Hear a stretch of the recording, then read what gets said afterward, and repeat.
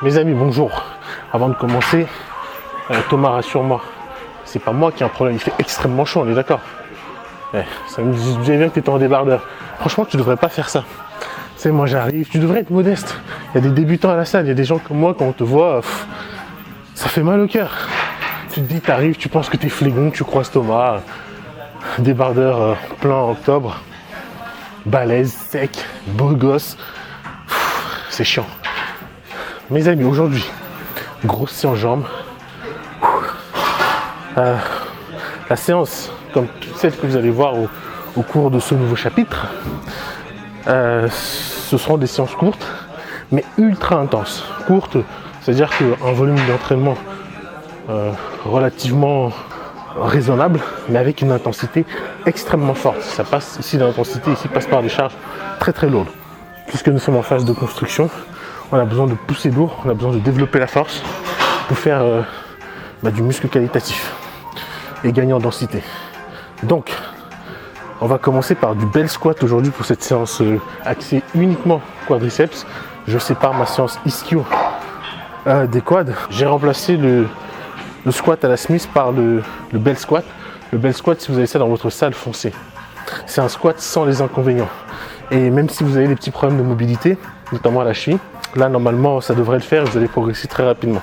Je pense que on monte facilement en charge sur le bel squat par rapport au squat, qui est normal aussi, j'ai envie de dire. Et puis ça reste vraiment pour moi un superbe exo pour les quadriceps. Maintenant, je vais faire ma dernière série de chauffe parce que je réalise les montées en gamme, c'est-à-dire j'augmente le poids progressivement jusqu'à arriver dans ma charge de travail et il me reste une série de chauffe et après on sera dans la charge de travail, 2 séries de travail par exercice. La séance sera détaillée en description d'ailleurs. Donc 2 séries se décomposent de la façon suivante. La première, c'est un top set, donc c'est la charge la plus lourde. On va faire entre 6 et 8 répétitions. Et la deuxième série, donc on est sur du back-off, on va baisser la charge. Parce que normalement, quand tu as fait un vrai top set, la charge que tu as utilisée, tu n'es pas censé l'utiliser sur le deuxième set. Donc on baisse la charge, on réalise un nombre de répétitions plus important. Allez, dernière série de chauffe.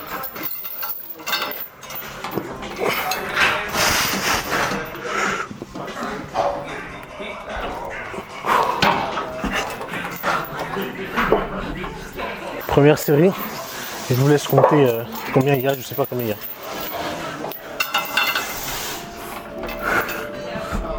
Allez.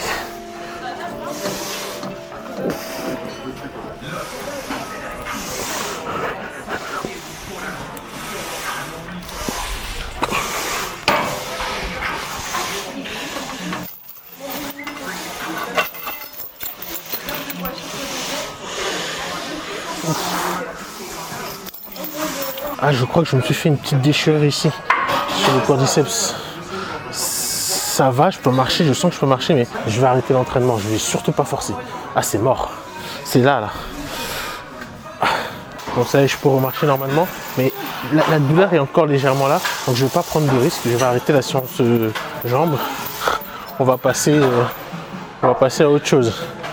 Alors, on va peut-être faire les pecs et les biceps, tiens. En déchargeant la machine, je viens de me souvenir d'un petit truc qui s'était passé ici à la salle, mais sur la presse. Petite anecdote. J'attendais la presse pour effectuer l'exercice. Et quand elle s'est libérée, au moment où je vais la prendre, il y a un monsieur qui vient aussi la prendre. Je lui explique que j'attendais déjà. Il me demande si on peut tourner. Je lui dis non, que ça va être difficile de tourner. Pas parce que je ne veux pas, mais que en pratique, décharger, tout ça va être difficile. Sauf si on travaille sur les mêmes charges. Il me dit non, c'est rien, décharger et tout. Je lui dis ok, je te laisse faire. Je vais faire la presse unilatérale, quand tu as fini, je viens. Du coup, je le laisse faire.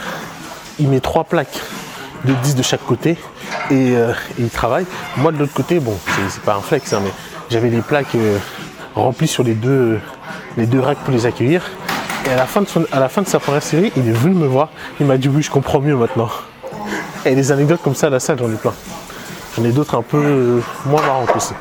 Vous voyez bien que malgré une exécution propre, une charge maîtrisée, parce que la charge, il n'y avait aucun souci, je pouvais faire mes 8 répétitions, et surtout un échauffement et une montée en gamme réalisée proprement avec tout ça, on n'est pas à l'abri de la blessure. Ça peut arriver à n'importe quel moment.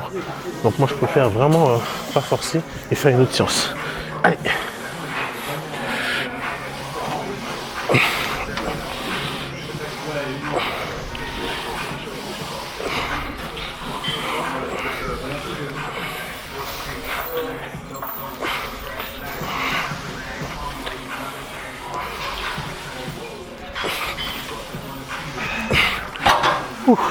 Et là, psychologiquement, la peur de me blesser s'est bien installée. Hein. Quand je pousse, je me dis, ah, doucement, doucement. Mais c'est vraiment plus de peur que de mal. C'est une petite douleur, je pense que d'ici une semaine, tout sera bon.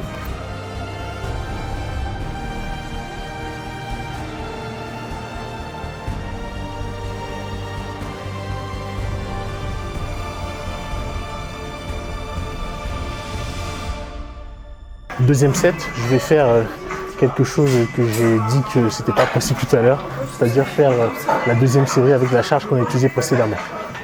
Bon, vu que là psychologiquement je suis un peu bridé, c'est-à-dire que j'ai un peu peur de faire un faux mouvement et de me blesser du coup avec ce qui vient de m'arriver. Donc j'ai pas mis très lourd sur la première et je sens que pour la deuxième, je peux faire exactement la même charge. Donc on y va.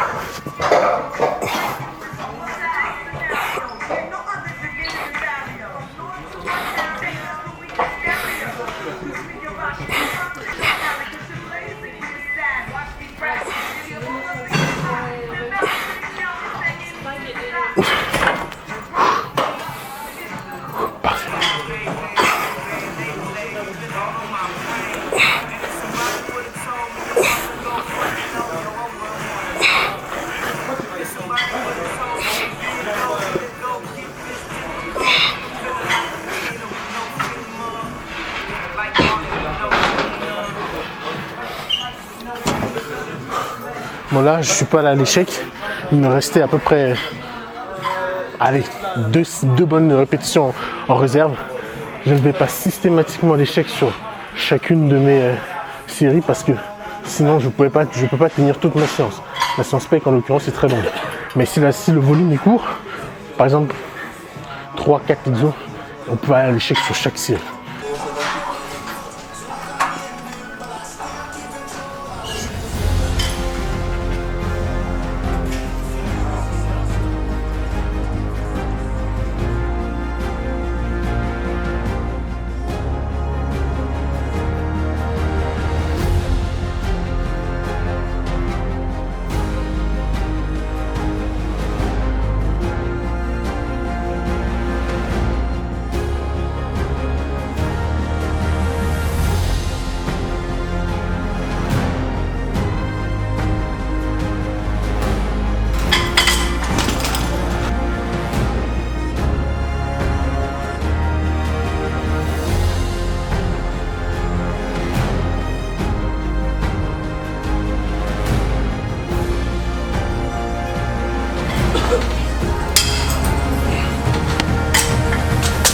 Entraînement terminé. Pour cette blessure, je ne vais pas la laisser traîner.